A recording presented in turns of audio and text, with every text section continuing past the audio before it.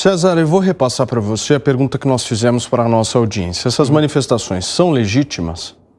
Olha, Paulo, na medida em que você expressa um descontentamento de forma a não questionar a legitimidade da democracia brasileira, sem dúvida elas são legítimas. A população brasileira deve ser livre para se manifestar, esteja à esquerda ou à direita no espectro político ideológico. Então, isso posto, se você dá um caráter golpista para essas manifestações, se você vai para a porta de quartel exigir uma quartelada, é óbvio que elas não são legítimas. E isso não é o César que está dizendo. Isso está preconizado na Carta Magna brasileira, no Código Penal. Existe uma série de determinações legislativas que te dizem que você não pode subverter a ordem republicana por uma série de razões que remetem à própria harmonia do funcionamento da sociedade. Agora, veja, o que me preocupa aí é que se a gente continua insistindo nessa direção, nesse tipo de coisa que está acontecendo, por exemplo, em Nova York, e se enquanto comunicador a gente endossa essa postura, a coisa pode evoluir para agressão física.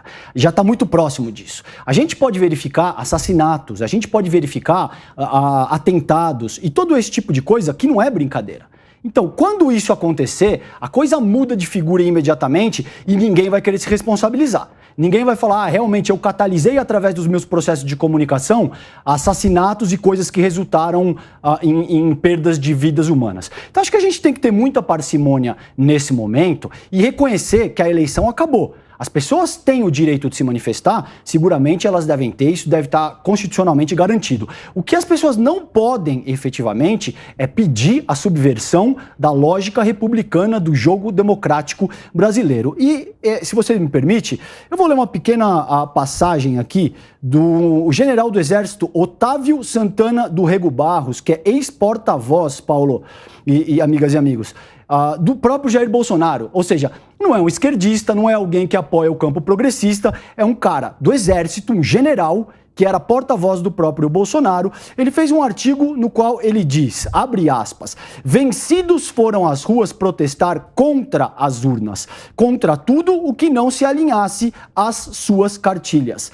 Não há justificativa para que alguns cidadãos se acreditem senhores exclusivos da verdade, esperando mudar no grito o curso da história. Então veja, isso é um general do Exército te dizendo que, ótimo, a eleição acabou, evidentemente as pessoas precisam ser livres para se manifestar, mas exigir quartelada, exigir golpe de Estado e exigir que o Lula não seja efetivamente empossado caracteriza um crime e isso não pode ser aceito. Serrão, uma aspas que me chamou a atenção hoje do Alexandre de Moraes foi de que a democracia no Brasil foi atacada, segundo ele. Você concorda?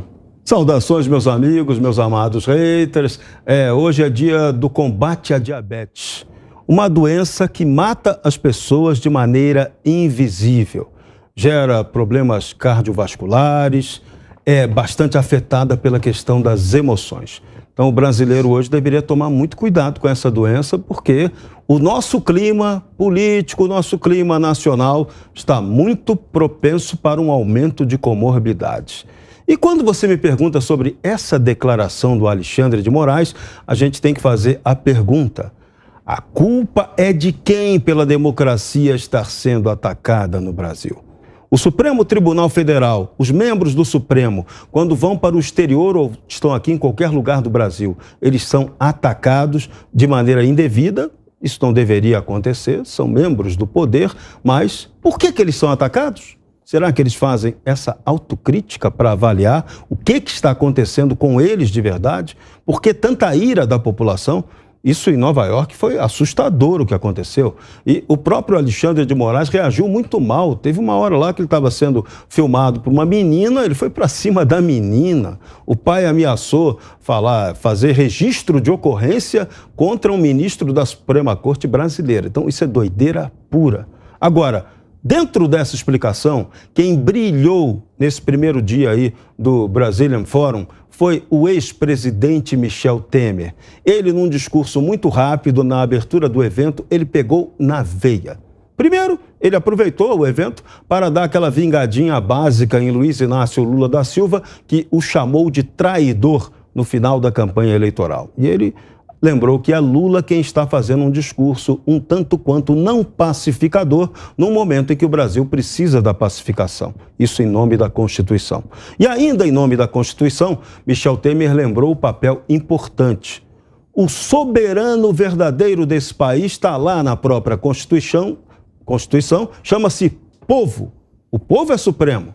E Michel Temer chamou a atenção para esse detalhe. E quem que estava ali? Eram 6 ministros do Supremo, sendo que a Carmen Lúcia faltou, estava lá um outro que era um ex-ministro. Eles devem ter entendido, espero que tenham entendido, que Michel Temer criticou quem está ultrapassando os limites da Constituição. E naquela mesa tinha muita gente que, com suas decisões esquisitas, vamos dizer assim, estão ultrapassando os limites da Constituição e causando toda essa revolta que estamos tendo agora. Gosto de lembrar, nada dessa eleição o resultado dessa eleição não estaria sendo questionado se tivesse sido aprovado o voto impresso para a conferência 100% na própria sessão eleitoral. O Congresso foi medroso, covarde, canalha, não aprovou isso. E aí, junto com a pressão que recebeu da juristocracia, é a causa do caos que estamos vivendo agora. O povo que está protestando tem toda razão e legitimidade para protestar. Agora, quem reclama já perdeu. Esse é um ponto básico. Agora, a democracia brasileira, que é um processo em construção, precisa passar por esses momentos. Agora, ouçam melhor o discurso do Michel Temer, porque ele apontou o dado certo. É hora da pacificação, mas uma pacificação dentro da legalidade. Fora dela não dá, não. Constantino, um outro ponto importante de trazer aqui foi a fala do ministro Barroso dizendo que o Supremo Tribunal Federal não tem lado político. Como é que você vê isso? É uma piada boa. Ele é um bom humorista. Cuidado, turma do Hipócritas, né? Que está com uma concorrência de peso. Eu não concordo nem um pouco com a frase do Temer. Inclusive, esse chamado de que Lula deveria propor um diálogo e até a participação do Bolsonaro no novo governo. Veja, eu já disse aqui e vou repetir, Paulo, eu não quero paz acima de tudo na minha vida. A paz não está no topo das minhas hierarquias. É um valor muito caro a mim, eu dou muito valor, mas acima da paz, por exemplo, está a liberdade. E eu entendo, historicamente falando, que muitas vezes a liberdade teve que ser conquistada, né? Inclusive de forma muito difícil, com muita luta. O caso do país onde eu vivo é um exemplo bom, né? A Revolução Americana de Independência foi uma luta pela liberdade, pelo direito de representação. A turma marxista, a turma da esquerda prefere citar aquela Revolução Sangrenta Francesa, né? Que levou a guilhotina, depois a ditadura napoleônica. Eu gosto da americana, mas o fato é que liberdade não é um presente, uma licença de togados ungidos. Eu quero mencionar que o Barroso, enquanto está falando essas baboseiras, quando ele não está falando isso, mentindo, ou achando que o Cesare Battisti, um assassino confesso, é um inocente, ou achando que o João de Deus é alguém com poderes transcendentes, ele está jantando com o Zanin, em Nova York, o advogado do Lula. E é cotado para ser indicado pelo Lula para o STF, quer dizer, virou escárnio.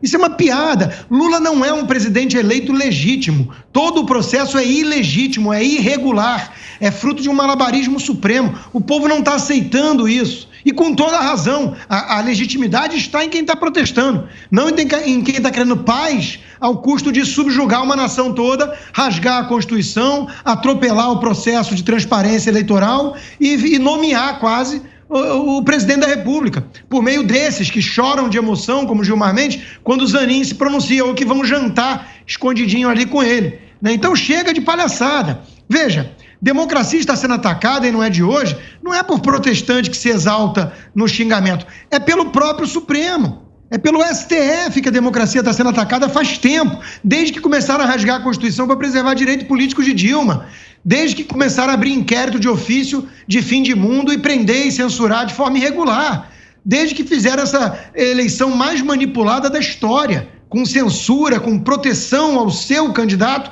e perseguição ao oponente, que a gente tem que ouvir a piada do humorista Barroso de que não tem lado. Outra coisa, né? O César até mencionou violência da retórica e as pessoas têm que se responsabilizar. É um chamado preocupante. Aqui nos Estados Unidos isso é sempre motivo de debate, porque já teve simpatizantes do Bernie Sanders, por exemplo, que abriu fogo contra republicanos. E aí você vai culpar a turma da Kamala Harris e do Biden. Então é difícil isso. Agora, já que é pra gente falar de retórica de violência e pedir cuidado, né? Eu quero lembrar que trataram por 4 anos o presidente como um fascista, um golpista e depois um genocida. Jogaram bola com a réplica da sua cabeça como se fosse a pelota. Teve artista que falou que queria esfregar o rosto dele no asfalto quente e teve ministro do Supremo, dizendo que ele é mais ou menos um nazista. Vazaram, pelo menos, essas conversas. E isso aí não incita também a revolta? Fora as manifestações, que aí sim são quase sempre violentas e agressivas, da esquerda, né? Black Bloc, Antifa, aqui nos Estados Unidos, Black Lives Matter. Isso é a turma que promove quebra-quebra. MST, né? Isso é a turma violenta. Esse povo, ele está de forma ordeira e pacífica, clamando por justiça e respeito à Constituição, e à transparência e à democracia, que vem sendo atacada, que vem sendo triturada por esses aí. Palhaços cá entre nós, né? Que tem que, depois de tudo, fazer discurso em Nova York de que está tudo uma maravilha. E as instituições brasileiras estão funcionando, que é uma beleza, né? Diz Rodrigo Pacheco e Barroso. Isso é uma piada de mau gosto, Paulo. As pessoas cansaram. As pessoas cansaram com razão. César, você não me parece muito satisfeito com essa fala do Constantino. Não, me preocupa. Eu acho que tem um quê de responsabilidade aí que fomenta efetivamente o estado de caos que a gente está vivendo. Me parece que você pode se articular dessa forma porque efetivamente você está em Miami. Se isso estourar, não é você que vai ter que lidar com as consequências do que isso vai produzir. Não, é porque eu tenho liberdade aqui para isso. Espera só um pouquinho, Rodrigo. Espera só um pouquinho. Veja, se você quer fomentar o caos no país, eu acho justo que você pegue um voo e venha para o Brasil.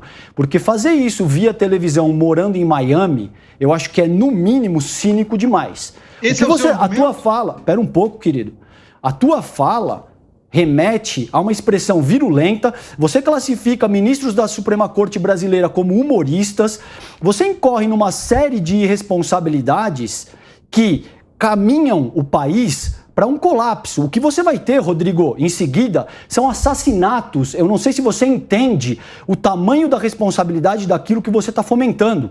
As pessoas estão sendo acossadas. Elas estão sendo humilhadas, elas estão sendo acossadas e você está aplaudindo, você está se deleitando disso. O que vai acontecer em seguida, meu caro? O próximo passo são assassinatos, são atentados, são agressões virulentas que vão atentar contra a vida humana. Evidentemente não. É a tua fala que estimula esse procedimento. Onde? Meu caro, enquanto lógico que sim.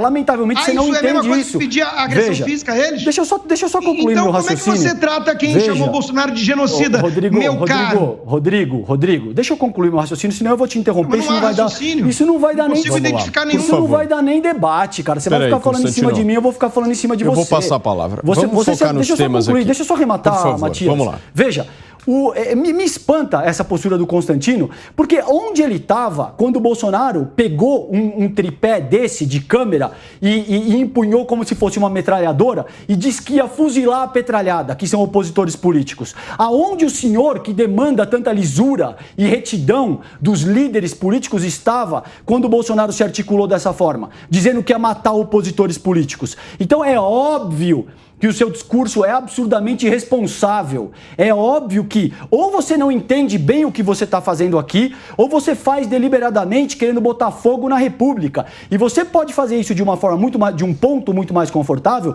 porque você fala de Miami. Então pegue um voo, venha para o Brasil, vai para a porta do quartel dormir em barraca e tomar chuva e utilizar banheiro químico, aí você pode falar com propriedade. Caso contrário, negativo. Constantino, por favor.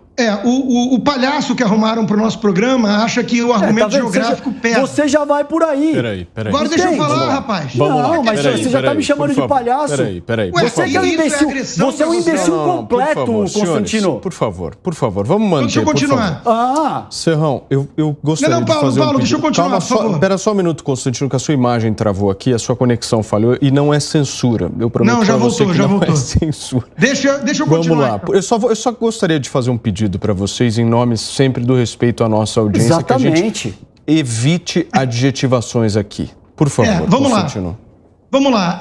Quem está acossando, intimidando, censurando e prendendo de maneira arbitrária, coisa que não acontece numa república, é esse Supremo palhaço, sim, que trata o povo como palhaço e otário, que o senhor aí, César, alguma coisa, defende como se fosse aí a grande instituição republicana acima de críticas no país, né?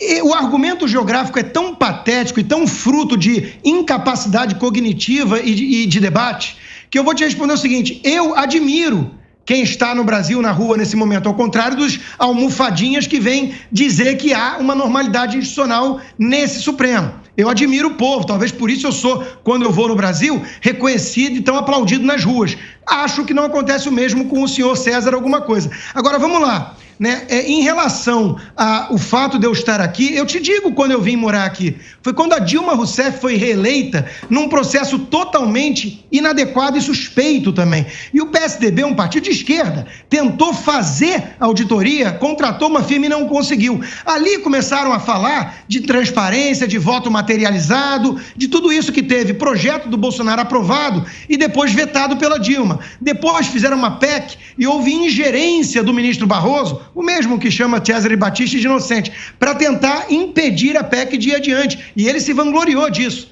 Isso não é república nem no Brasil, nem na China. Ou talvez na China, né, que chama-se república porque comunista sempre gostou de enganar. Então eu estou aqui desde 2015 para fugir do petismo, para fugir do arbítrio, para fugir de barbárie. Você vai ter que ficar aí mais 4 anos, Constantino. Você vai ter que ficar aí mais 4 anos. Renova o aluguel. Renova o aluguel da tua casa e fica aí mais 4 anos. Vamos lá, Constantino. Mas eu vou ficar aqui, só que eu vou ficar aqui... Ótimo. Eu vou ficar aqui apontando dedo pros palhaços. Fica aí. Porque chama-se liberdade de expressão. Ótimo. Você vai ter que aguentar ou pede para sair. Vamos ver o que acontece, cara.